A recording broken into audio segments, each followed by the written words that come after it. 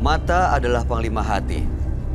Segala yang kita kerjakan tanpa disadari menciptakan misteri yang ada dalam hati. Baik, buruk, kejam, pilu, sampai kisah ironis, semua akan kita kuak di sini, menembus mata batin. Program ini akan menghadirkan orang-orang yang pernah ataupun masih melakukan tindakan di luar batas kewajaran. Dan malam hari ini, bintang tamu yang hadir adalah Rini Mentari. Selamat malam, Rini. Malam, Mas Bani. Kau pernah punya pengalaman mistis nggak bertemu dengan makhluk gaib atau sosok yang menyeramkan? Sejujurnya sih sering. Sering banget dan bentukannya aneh-aneh. Tapi yang paling sering banget ngegangguin itu nenek-nenek. Nenek-nenek dan emang gini ceritanya sih awalnya. Rini itu baru pindah di rumah yang ada di Bogor. Nah itu sebelum kita renovasi tuh ini nenek-nenek sering banget ganggu gitu. Entah kayak di toilet dia kayak tangannya kelihatan. Terus kadang kita kayak lagi nonton TV tuh kayak ada kayak aur-aur, ngerti gak sih Kak? Ada yang lewat. Kayak set lewat. Terus kadang kita kayak tidur gitu. kayak kedok-dok tok-tok gitu sering banget. Terus kayak buka pintu sampai Rini tuh kayak kesel. Udah ya. Karena kita satu keluarga tuh dihantuin semua. Tapi nggak pernah kelihatan wujudnya utuh gitu atau nggak menyampaikan pesan sesuatu apa gitu? Oh nggak pernah ngeliatin wujudnya. Cuman bikin teror aja. Cuma bikin teror aja. Terus terakhir kan Rini ngobrol sama semua keluarga gitu ya. Pernah nggak ngerasain gini? Ternyata semuanya ngerasain dan akhirnya kita syukuran di rumah itu. Setelah itu masih ada? Masih ada. Dan nggak ngerti sih. Terus mendengar kabar cerita dari tetangga itu rumah ternyata udah beberapa tahun nggak pernah ditinggalin. Dan akhirnya katanya nenek-nenek itu ada. Dia baru aja meninggal tapi nggak ada yang ngajiin atau nggak ada. Jadi kayak keluarganya tuh emang udah pada ada yang di Bandung di mana. Jadi tuh nenek itu meninggal udah rumah itu gitu aja. Jadi meninggalnya Iya. juga nggak ada yang datang keluarga, Nggak ada yang tahlilan, kirim doa. Iya nggak ada. Sebelumnya kamu pernah ngelihat sosok seperti ini?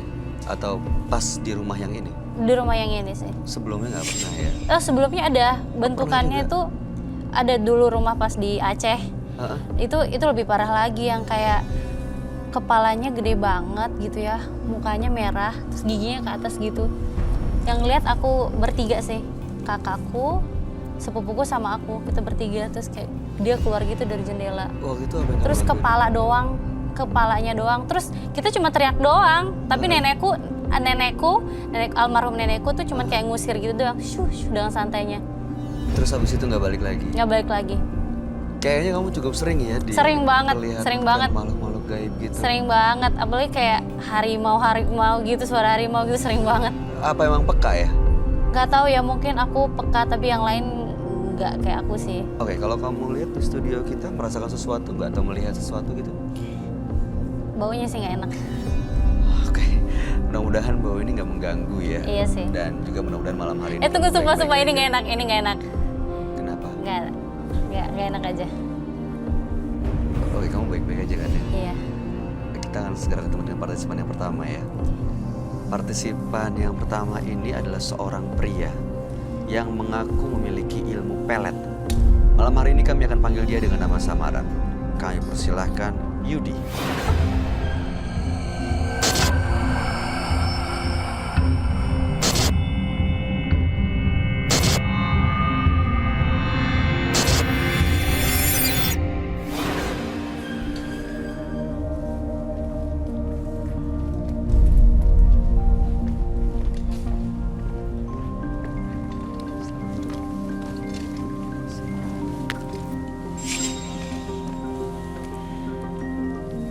Selamat malam Mas Yudi. Selamat malam Mas. Boleh kami tahu pekerjaan Anda? Pekerjaan saya sehari-hari sebagai di kontraktor. Oke. Ah, Apa yang mau Mas Yudi ceritakan pada kami? jadi begini Mas, awal kisah saya tuh ketemu seorang perempuan di klub malam gitu. Soalnya sehari-hari saya kalau waktu dulu itu ke klub malam itu udah biasa gitu. Saya suka sama seorang DJ ya. Saya sebut nama samarannya aja Santi ya. Oke. Setelah itu saya menyukai dia tapi saya nggak berani untuk mendekatinya gitu. Saya usut-usut dapat info dari temennya namanya Santi. Udah itu kamu nggak akan bisa deketin dia, itu bukan level kamu katanya, kayak gitu kata temennya. Udah itu saya akhirnya mencari cara ke teman saya. Katanya, kamu mau nggak dapetin dia? Tapi lewat orang pintar gitu. Orang pintar itu ngasih saya solusi, katanya bisa. Tapi dengan lewat ritual-ritual tertentu katanya. Ritual seperti apa maksudnya? Jadi pertama-tama saya kayak disuruh bayar mahar gitu. Berapa tuh? Maharnya sekitar 1,5 juta. Akhirnya udah dari situ dia kayak doa-doa gitu, dia kasih saya sebuah cincin, batu cincin warna hitam terus sama minyak wangi. Malamnya saya masih di situ kan. Saya disuruh tidur di suatu ruangan, tapi ruangan itu gelap ya. Ruangan itu gelap. Saya kebetulan tidur waktu itu jam 9 malam di rumah itu sendiri. Saya suruh tidur, diem aja mediasi katanya. Saya diem, pas kira-kira ada azan subuh ya, jam 4-an ya. Lampu tuh terang, pas agak terang saya lihat di sekitar saya tuh banyak seekor biawak gitu. Ada yang kecil, ada yang gede, tapi biawak itu nggak berani nerekam saya gitu. Kebetulan si dukun itu masuk ke ruangan itu. Ya katanya ritualnya udah beres. Katanya kamu udah bisa dapetin dia tapi lewat minyak wangi ini sama cincin katanya. Pertama-tama cincin itu saya pakai kan. Saya pakai cincin itu, setelah itu saya baca-baca, ada dikasih doa juga ya sama dia. Kayak 3 kali baca doa itu, minyak wangi saya pakai, saya ulesin ke tangan saya. Nah udah dari situ saya pergilah ke tempat dugem lagi itu ya, sama teman saya. Saya beraniin kenalan, saya salaman. Soalnya mediasinya lewat salaman katanya kan, kata dukunnya itu tuh. Lewat salaman bisa langsung care sama kamu katanya. Saya salaman ya, kenalan gitu ya, biasa. Dari situ saya duduk di meja kan, kayak di meja gitu. Dia tuh kayak ngeliatin saya terus, teman-teman gitu. Dia jadi respon banget sama saya gitu. Jadi fokusnya dia tuh ke saya pas di tempat ramai itu. Pas udah selesai acara kan, kebetulan ada party waktu itu kan. Saya duduk, dia nyamperin. Oh, dia yang nyamperin? Iya, dia yang nyamperin, malah saya juga. Oke. Kok bisa ya kata saya.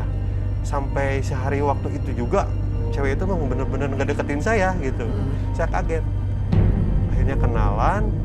Setiap hari kan sering kontak di handphone, tukeran WA gitu ya, tukeran semua kontak-kontak. Akhirnya saya pacaran sekitar 3 bulan ya. 3 bulan saya pacaran. Setelah itu malam-malam jam 11 malam dia nelpon saya. Emang kita sering jalan ya, sering jalan bareng gitu, kayak ke mall, kayak ke tempat rame gitu, Pacaran nongkrong, lah ya. kayak sewajarnya orang pacaran gitu. Dia nelpon saya. A katanya, kan orang Sunda ya, AA biasanya manggilnya. A, ya Neng, kenapa? Neng hamil, A. Saya kaget kan, dari situ kan. Kok bisa, kita kan belum pernah ngapa-ngapain kan. Tidur pun kita tidur bareng, nggak pernah saya kan, sama dia kan. Neng hamil, Neng pengen A yang tanggung jawab, katanya gitu. Saya dari situ kaget kan, sok kan. Nanya ke dia kan, kamu hamil sama siapa? Aku nggak mau jelasin semua itu, pokoknya aku pengen nikah sama kamu katanya. Ke saya maksa-maksa dia lewat telepon kan. Akhirnya saya temuin dia tuh di suatu tempat janjian ya saya. Terus? Dia sama temennya, saya juga sama temen, bawa temen ya. Oke, Saya. bertemu lah ya. Bertemu lah. Oh, ketemu terus apa yang terjadi? Dia minta dinikahin kan. Kamu jawab iya? Aku bingung, udah itu aku pulang ya. Aku kasih aku waktu gitu ya, kasih aku waktu untuk berpikir gitu ya, sekitar 3 hari gitu. Ya, setelah itu Aku berpikir kan. Dari situ aku mikir, aku kabur aja keluar kota, gitu ya. akhirnya setelah kabur apa yang terjadi? Aku kabur kan keluar kota. Mungkin dia sempat nyari-nyari aku selama 3 bulan kira-kira ya. Dia nyari-nyari aku tuh. Kandungannya udah masuk 7 bulan itu. Aku kan kaburnya keluar kota, kayak ke kota Nggak Bengkulu. ketemu jadinya? Nggak ketemu. Oke. Aku ke kota Bengkulu kan, jauh kan, nyebrang kan. Udah itu dia nyari-nyari aku, mungkin dia pusing. Akhirnya mungkin aku dapat info dari temennya, dia ngegugurin kandungannya. Gitu.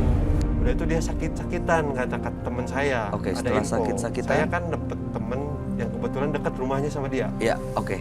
Sakit-sakitan, udah itu akhirnya saya dapat info lagi dia meninggal. Saya dari situ kan kaget kan, belum sempat minta maaf, belum Ya, sempat apa, baik. saya merasa bersalah gitu Jadi ya. sampai sekarang belum pernah ketemu lagi Ya, dan belum. dia sudah meninggal Sudah meninggal. dan menggugurkan bayinya dan peletnya masih ada. Oh, kebetulan ada, Oke. udah lama juga. Jangan Ya, pegang salaman dulu ya, Mas. aja. Ya makanya. Tapi setelah itu, setelah meninggal ada sosok gaib yang datang nggak? kebetulan pas waktu semenjak mendiang meninggal ya, Heeh.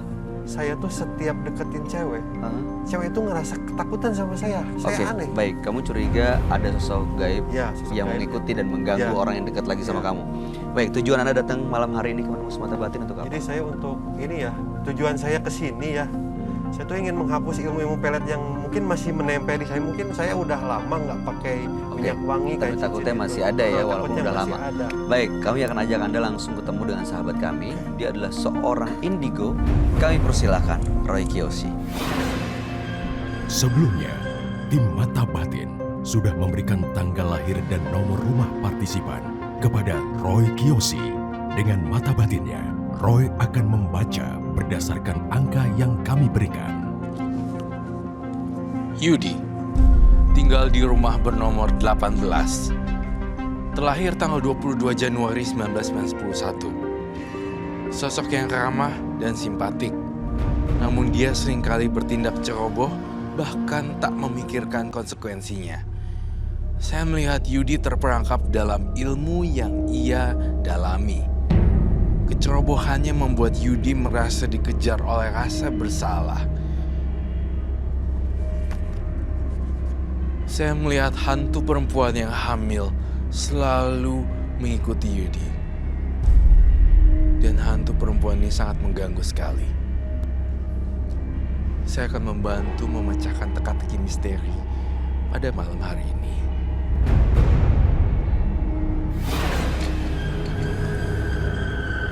Selamat malam. Selamat malam, Roy. Ya, silakan duduk semua. Terima kasih. Baik, Yudi Iya. terlahir tanggal 22 bulan 1 1991 dengan nomor rumah 18. Iya, betul.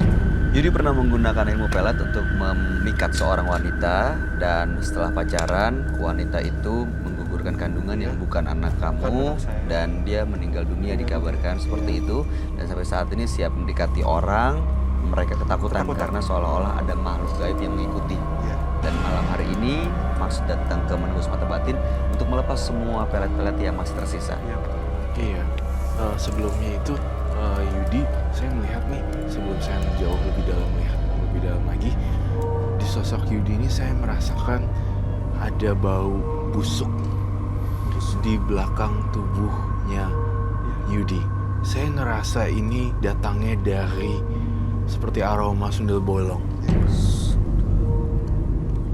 Jadi saya merasakan wanita yang meninggal dalam situasi hamil ataupun dia lagi mencari jawaban dalam keadaan hamil lalu meninggal. Saya ngerasa ada hawa sundel bolong yang ngumpet di belakang punggungnya si Mas Yudi.